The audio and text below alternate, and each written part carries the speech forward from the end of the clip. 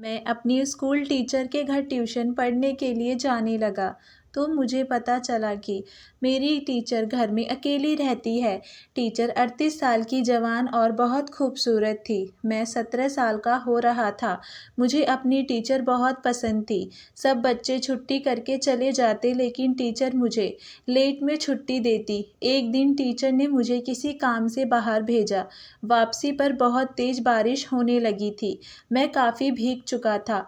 जब टीचर के घर पहुंचा तो मुझे ठंड लग रही थी। मैंने टीचर से इजाज़त मांगी तो उन्होंने कहा कि चाय पी लो, फिर घर चले जाना। ये कहकर टीचर किचन में चाय बनाने चली गईं।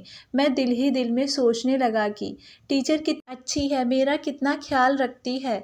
10 मिनट गुजरे थे कि टीचर ने चाय टेबल पर रखी। मैंने चाय पी ली लेकिन टीचर ने अपने लिए चाय ना बनाई थी। मैंने उनसे घर जाने की इजाज़त मांगी तो कहने लगी, अभी थोड़ी देर बैठ जाओ, जब बारिश कम होगी तो फिर चले जाना। मैं टीचर की बात मानकर उनके बेडरूम में चला गया। मेरे कपड़े गीले थे जिसकी वजह से मेरा दिल नहीं कर रहा था कि मैं टीचर के बिस्तर पर लेटूं। इतने में टीचर भी मेरे पीछे कमरे में दाखिल हो गईं और मुझे खड़ा देखकर कहने लगी कि फिक्र ना करो, मैं बिस्तर साफ कर लूँगी, तुम आराम से लेट जाओ। मैं जैसे ही बेड पर लेटा तो टीचर मेरे सामने कपड़े बदली करने लगी। मैंने शर्म से आंखें झुका ली। जब आंखें खोली तो देखता ही रह गया। टीचर ने छोटे छोटे कपड़े पहने हुए थे। वे धीरे धीरे चलते हुए मेरे करीब आकर बैठ गईं। मैं पहली बार किसी औरत को ऐसी हालत में अपना इतने करीब देखा था। लेकिन तब मेरे मुंह खुला का खुला ही रह गया जब टीचर ने मेरे दोनों हाथ पकड़कर, अभी बहुत तेज बारिश हो रही थी। रात के अंधेरा काफ़ी हद तक फैल चुका था। मैं पूरी तरह बारिश में भीग चुका था। मुझे अपने घर पहुंचने की भी जल्दी थी क्योंकि घर में मेरी बीमार माँ थी। टीचर को किसी दूसरे टीचर के घर कुछ किताबें पहुंचानी थी। रास्ते पर टीचर का घर पहले पड़ता है और मेरा घर काफ़ी दूर था, इसीलिए मैं भीगते हुए टीचर के घर पहुंच गया। मुझे अपनी टीचर बहुत अच्छी लगती थी। वे मुझसे बहुत प्यार से पेश आती थी और मैं भी आसानी से उनसे अपने दिल की हर बात कह देता था। वे भी अपने सारे काम मुझसे ही करवाया करती थी। मैं टीचर के घर पहुंचा। मेरा कपड़ा पूरी तरह से भीग चुका था और मेरे होंठ ठंड से नीले पड़ रहे थे। टीचर ने जब मेरी इतनी बुरी हालत देखी तो कहने लगी, थोड़ी देर के लिए घर में आ जाओ और जब बारिश थोड़ी हल्की हो तो फिर चले जाना। मौसम बहुत ख़राब है, तुम्हारा घर यहाँ से काफ़ी दूर है। टीचर के लहजे में मेरे लिए हमेशा की तरह बहुत मोहब्बत थी। मैंने टीचर कह दिया कि मेरे माँ बाप मेरा इंतज़ार कर रहे होंगे। टीचर कहने लगे, नहीं, इन्हें पता है तुम ट्यूशन पढ़ने आए हो, वे बिल्कुल भी परेशान नहीं होंगे। लेकिन अगर तुम इतनी बारिश में अपने घर जाने के लिए निकलोगे तो मैं ज़रूर सारी रात परेशान रहूँगी, इसीलिए बेहतर ये है कि तुम कुछ देर रुक जाओ। मैं तुम्हारे लिए गर्मा गर्म चाय बनाती हूँ, कुछ देर ठहर कर चले जाना। चाय का नाम सुनकर मैं रुकने के लिए तैयार हो गया क्योंकि मुझे बहुत ज़्यादा सर्दी लग रही थी। टीचर ने मुझे बैठने के लिए कहा और ख़ुद मेरे लिए चाय बनाने चली गईं। मैं दिल ही दिल में सोच रहा था कि टीचर कितनी अच्छी है और मेरा कितना ख्याल रखती है। मैं बहुत ही गरीब घराने से बिलोंग रखता था। मेरी माँ इसी वजह से दूसरे घरों में काम करके गुजारा चला रही थी। हम एक किराए के घर में रहते थे और इतनी महंगाई में किराया चुकाना बहुत मुश्किल हो रहा था। मैं एक जनरल स्टोर पर काम करने लग गया था, लेकिन फिर जब माँ को कुछ घरों में और काम मिल गया तो माँ ने ज़बरदस्ती मुझे एक सरकारी स्कूल में दाखिला करा दिया। मैं सुबह स्कूल जाता और वापस आने के बाद जनरल स्टोर पर भी काम करता। बहुत मुश्किल से मेरी पढ़ाई चल रही थी क्योंकि मैं स्कूल में भी ज़्यादा ध्यान नहीं दे पाता था और मेरे हालात ने मुझे कमज़ोर कर दिया था। मैं 9वीं कक्षा में था लेकिन मेरी उम्र 17 साल की हो रही थी और क्लास के सारे लड़कों से मैं बड़ा था, इसीलिए बहुत से लड़के तो मेरा मजाक भी बनाते थे। मैं ठीक तरह से पढ़ाई पर ध्यान नहीं दे पा रहा था और इसीलिए मैं टेस्ट में पूरी तरह फेल हो गया था। मेरे टीचर ने मेरी माँ को मिलने के लिए बुलाया और मेरी कमजोरी को सामने रखा तो मेरी माँ ने उन्हें हमारे हालात से आग्रह किया। ये सुनकर मेरी टीचर कहने लगी कि मैं आपके बेटे को ट्यूशन पढ़ा दूंगी और पैसे भी नहीं लूंगी। आपके बेटे का भविष्य का सवाल है। मैं चाहती हूँ कि शेखर पढ़ लिख कर किसी अच्छी जगह पहुँच जाए। टीचर की ये बात सुनकर तो माँ खुश हो गईं क्योंकि माँ चाहती थीं कि मैं पढ़ लिख कर किसी अच्छी नौकरी पर लग जाऊँ ताकि हमारे हालात सुधर जाएं। जब मैंने ये बात सुनी तो मैंने मना कर दिया जो कि मैं जनरल स्टोर पर भी काम करता था। टीचर कहने लगी तुम जनरल स्टोर का काम छोड़ दो और पढ़ाई के बाद मेरे छोटे मोटे काम कर दिया कर, उसके बदले तुम्हें पैसे दे दूंगी। इस तरह तुम्हारा नुकसान नहीं होगा। माँ ने फौरन हामी भर ली थी और अगले ही दिन से मैं ट्यूशन पढ़ने के लिए अपने स्कूल टीचर के घर जाने लगा। वहाँ जाकर मुझे पता चला कि मेरी टीचर अकेली रहती है। काफ़ी सारे बच्चे उनके पास पढ़ने के लिए आते हैं। टीचर ने मुझे बहुत मेहनत से पढ़ाना शुरू कर दिया और अगले ही टेस्ट मैंने बहुत अच्छे नंबरों से पास कर लिया। मेरी माँ मेरी पढ़ाई की तरफ से बिंदास हो गई। अब मैं सुबह में स्कूल जाता, दोपहर में कुछ वक्त जनरल स्टोर पर बैठ जाता और फिर ट्यूशन जाता। वहाँ पर छुट्टी से पहले टीचर के कुछ छोटे मोटे काम निपटाकर वापस घर आ जाता। सबसे आखिरी में मेरी ही छुट्टी हुआ करती थी क्योंकि सब बच्चों के जाने के बाद टीचर अपने अपने घर का साग सब्जी मंगवाने के बाद टीचर मुझसे कुछ वगैरह वगैरह मंगवाने का काम करती। मैं बहुत ज़्यादा थक जाया करता था लेकिन घर के हालत ने वक्त के पहले मुझे बहुत जिम्मेदार बना दिया था। मेरे बाबा एक मज़दूर थे और जब से उन्हें दिल का दौरा हुआ था वे मज़दूरी करने के लायक नहीं रहे थे। साथ ही उन्हें बहुत सी भी बीमारियां लग गई थी और उनकी दवाइयों का खर्चा बहुत ज़्यादा हो जाया करता था। माँ एक साथ 5 घरों में काम कर रही थी। मेरी माँ के चेहरे पर वक्त से पहले ही झुर्रियाँ पड़ गई थी। गरीब इंसान को उम्र से पहले ही बूढ़ा कर देती है। हमारे घर का माहौल भी कुछ ऐसा ही था। मेरे माँ बाप दोनों हालातों से मजबूर थे। मैं टीचर के ड्राइंग रूम को देखते हुए अपनी ही सोच में मगन था। मेरी टीचर एक अमीर औरत थी। उनके घर में हर किस्म की सुविधाएं मौजूद थी और उस वक्त भी इतनी ठंड बारिश में उनके ड्राइंग रूम में हीटर चल रहा था। मैं सोच रहा था कि कुछ लोग कितने खुशकिस्मत होते हैं कि उनके पास जिंदगी की हर सहूलियत मौजूद होती है, जबकि हम तो बुनियादी ज़रूरतों के लिए भी ज़िंदगी से लड़ रहे थे। टीचर के पास हर किस्म के कीमती से कीमती चीज़ मौजूद थी। मैं इन्हीं सोच में गुम था जब टीचर मेरे लिए गर्मा गर्म चाय लेकर आई। मेरे भीगे हुए कपड़े देखकर कहने लगी इसके पास मुझे देने के लिए कपड़े नहीं हैं।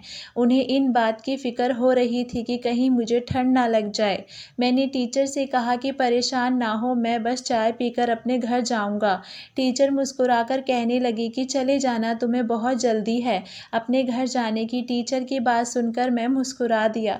वे हमेशा ही मुझे अक्सर रोक लिया करती थी। सब बच्चों की छुट्टी हो जाती लेकिन मैं बैठा रह जाता और फिर वे मुझसे काफ़ी देर बातें करती और उसके बाद मुझसे अपने काम का कह देती। उसकी ज़ुबान में इतनी मिठास होती कि मैं उनकी किसी बात को इनकार ही नहीं कर पाता।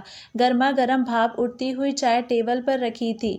मैं चाय पीने लगा। मुझे इतनी सरद ठंड लग रही थी कि गर्मा गर्म चाय मेरे अंदर एक सुकून पहुंचा रही थी। मेरे चाय ख़त्म हो चुकी थी। टीचर अपने लिए चाय बनाकर नहीं लाई थी। चाय ख़त्म करते ही मैंने उनसे इजाज़त मांगी तो उन्होंने ये कहकर मुझे कुछ देर और रुकने का मजबूर कर लिया कि बारिश अभी बहुत तेज़ हो रही है। वाकई आज अचानक इतनी तेज़ बारिश हो गई थी कि रुकने का तो नाम ही नहीं ले रही थी। मुझे अपने घर की भी फिक्र भी सता रही थी। टीचर मेरे साथ बैठकर मुझसे बातें करने लगी और मुझे उनसे बातें करते हुए अजीब सी शर्मिंदगी का एहसास हो रहा था। शायद मैं बहुत ज़्यादा थक चुका था। टीचर मुझसे कहने लगी तुम थोड़ी देर मेरे कमरे में सुकून से लेट जाओ।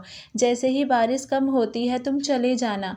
मेरे माँ बाप के पास फ़ोन नहीं था कि मैं उन्हें फ़ोन करके ये बात बता देता।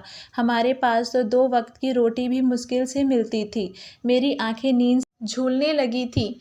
मैं भी टीचर की बात सुनकर उनके बेडरूम में चला गया लेकिन गीले कपड़ों की वजह से मैं उनके बिस्तर पर नहीं लेटना चाहता था।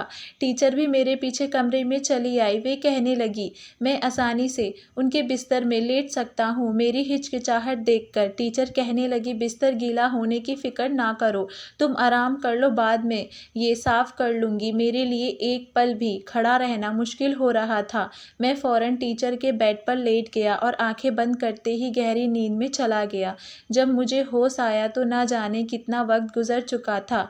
मैं अपने घर जाने के लिए उठना चाहता था, लेकिन उस वक्त मुझे अंदाज़ा हुआ कि मेरे साथ क्या हो चुका है। मैं ज़ोर-ज़ोर से शोर मचाने लगा। मेरी बात पर टीचर कमरे में चली आई और प्यार से कहने लगी, शेखर क्या हो गया है?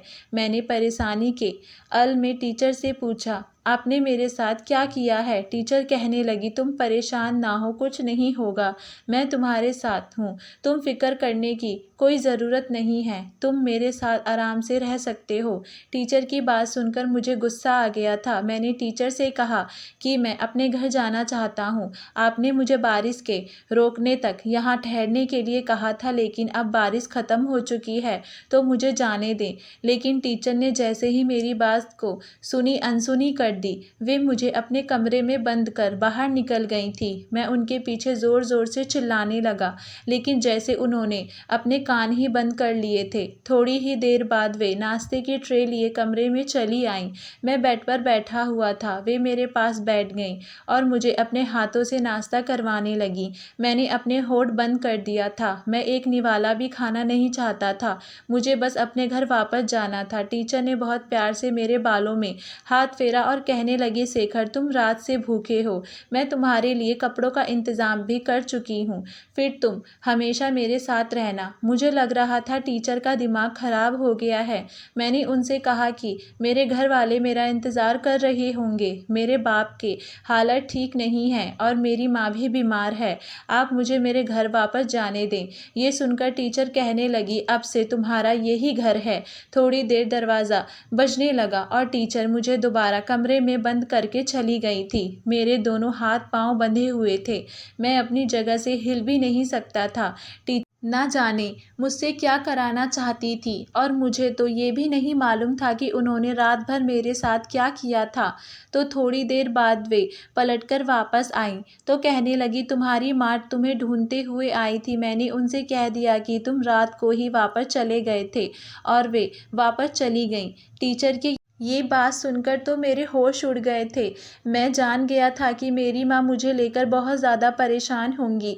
मैंने टीचर से मिन्नतें की, भगवान के वास्ते मुझे छोड़ दो, मुझे यूँ बंद रखकर आपको क्या मिलेगा। टीचर ने मुस्कुराकर मेरी तरफ देखा और कहने लगी, मैं अब तुम्हें नहीं छोड़ सकती, बहुत मुश्किल से तुम मुझे मिले हो, मैंने बहुत दिन इंतज़ार किए और अब तुम मेरे हाथ आए हो। कुछ दिनों की बात है, फिर तुम्हारे माँ बाप तुम पर रो रो कर सब्र कर लेंगे। मैं तुम्हें एक अच्छी ज़िंदगी दूंगी और तुम्हें किसी चीज़ की भी कमी नहीं होने दूंगी। मुझे अब तक समझ ना आया था कि टीचर मुझे क्यों यहाँ पर कैद करके रखना चाहती थी। मुझे टीचर के पास एक दिन गुजर चुका था, लेकिन अभी तक मुझे भी समझ नहीं आया था। रात के वक्त जब टीचर मेरे पास दोबारा खाना लेकर आई तो मैंने फिर एक निवाला भी ना खाया। मैं पिछली रात से भूखा था। टीचर को मेरी बहुत ज़्यादा फिक्र सता रही थी। वे कहने लगी, शेखर तुम कब तक भूखे रहोगे? मैंने टीचर से कहा, जब तक आप मुझे ये नहीं बताएंगे कि आपने मुझे यहाँ क्यों बंद करके रखा है और आप मेरे साथ क्या करना चाहती हैं। आप अच्छे से जानती हैं कि मैं एक गरीब लड़का हूँ और मैं अपने माँ बाप का इकलौता बेटा हूँ। मेरी माँ तो मेरी गैर मौजूदगी में पागल हो जाएगी। बस मुझे इतना बता दें कि आप मुझसे क्या चाहती हैं। टीचर मेरी भूख हड़ताल से परेशान थी। वे मेरे करीब ही बैठ गई और वे मोहब्बत से मेरा चेहरा देखने लगी और फिर जो कुछ उन्होंने मुझे बताया, ये सुनकर मैं दंग रह गया। वे कह रही थी कि टीचर अपने बहन भाइयों में सबसे बड़ी थी और पिता के मौत के बाद उन्हें अपने पिता की जगह सरकारी नौकरी मिल गई थी और वे घर संभालने लगी, अपनी बहन भाइयों की पढ़ाई का खर्चा उठाया और अपनी ज़िंदगी में कभी किसी चीज़ की कमी ना होने दी। टीचर की आंखें नम होने लगी थीं और वे कह रही थी कि मैंने अपने बहन भाइयों के पीछे अपनी जवानी बर्बाद कर मैंने उनकी ज़रूरत और ख्वाहिश को पूरा करने में कहीं कोई कमी ना रखी। कुछ साल बाद मेरी माँ की मौत हो गई। मैंने ये बात के साथ साथ माँ की जिम्मेदारी भी संभाली, लेकिन अपने भाई बहनों को कभी कोई तकलीफ़ नहीं होने दी। एक एक करके मैंने अपनी बहनों की शादी कर दी और फिर अपने दोनों छोटों भाइयों की भी सेटल कर दिया। बस एक भाई बाकी रह गया था जो अभी तक पढ़ाई कर रहा था। मैं खुद 35 साल की हो गई थी, लेकिन मैंने अपने बारे में कभी कुछ नहीं सोचा था। मेरे दोनों भाइयों ने भी शादी कर ली और उन दोनों की शादियों को ज़्यादा वक्त ना गुजरा था। एक दिन सब बहन भाई घर में जमा हो गए और मुझसे घर का हिस्सा मांगने लगे, क्योंकि ये मेरे पिता का घर था। मैंने कभी नहीं सोचा था कि जिन बहन भाइयों को परवाह चढ़ाने में मैंने अपनी जवानी ख़त्म कर दी, वे बहन भाई एक दिन मुझसे इस तरह बंटवारे की बात करेंगे। मैंने अपनी बहन भाइयों से कहा, अगर मैं ये घर बेच दूं, मैं और तुम्हारा छोटा भाई कहाँ जाएंगे? लेकिन इन जालिमों की आंखों पर तो लालच की पट्टी बंधी हुई थी। उन्हें मेरी कोई कुर्बानी नज़र नहीं आ रही थी। वे सिर्फ घर का हिस्सा चाहते थे। मेरे पास इसके सिवा और कोई रास्ता नहीं था। मैं पापा का घर बेच करके सबको हिस्सा दे देती। मैंने वे घर बेच दिया और सब बहन भाइयों को हिस्सा दे दिया। मेरे और छोटे भाई के हिस्से में जो पैसे आए उनसे मैंने ये घर खरीद लिया। लेकिन मुझे इस सब बात का बहुत सदमा था कि मेरे बाप का घर बिक गया था और मेरे बहन भाइयों ने अपना अपना रास्ता हल कर लिया था। जिन बहन भाइयों को देखकर मैं जी रही थी, वे बहन भाई मुझसे पूरी तरह से अलग हो गए थे। मैं अपने छोटे भाई से मिलकर एक नई ज़िंदगी शुरू कर चुकी थी, लेकिन शायद किस्मत को कुछ और ही मंजूर था। कुछ ही साल बाद मुझे पता चला कि मेरे छोटे भाई को कैंसर है। मैंने अपने भाई के इलाज पर अपनी सारी जमा पूंजी ख़त्म कर दी, लेकिन इसके हालात दिन ब दिन बिगड़ते जा रहे थे।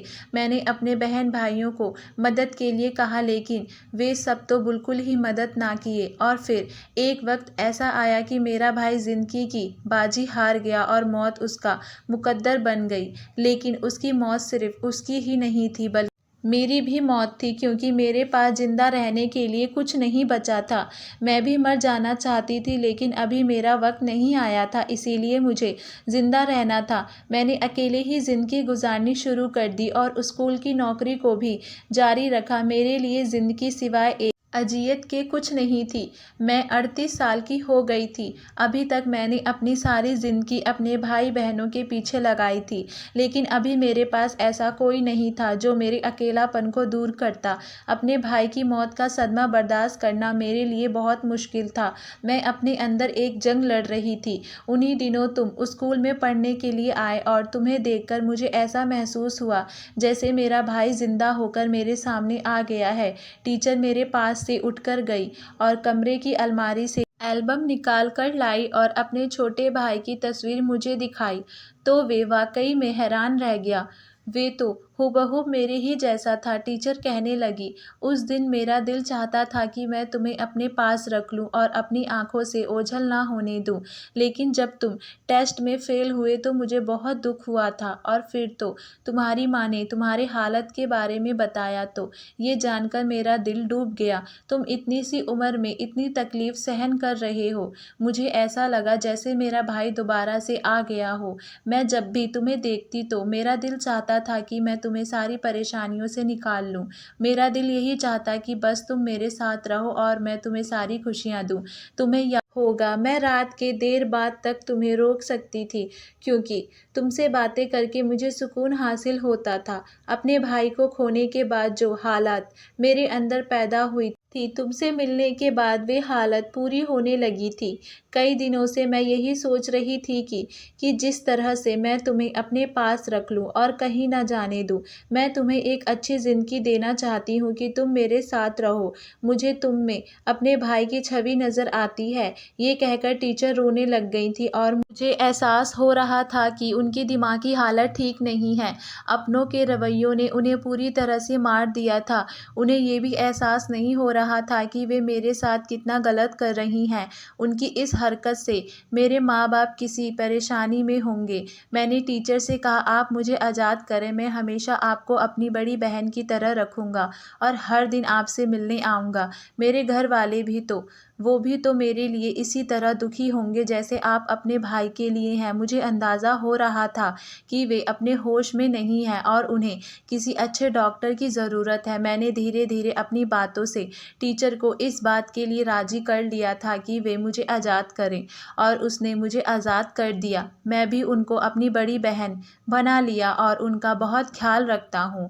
अब वे बहुत खुश हैं। धन्यवाद दोस्तों, आपको हमारी कहानी कैसी लगी हमें नीचे कमेंट बॉक्स में अपनी राय ज़रूर बताइएगा और हमारे चैनल वानी वॉइस को लाइक शेयर सब्सक्राइब करना ना भूलें।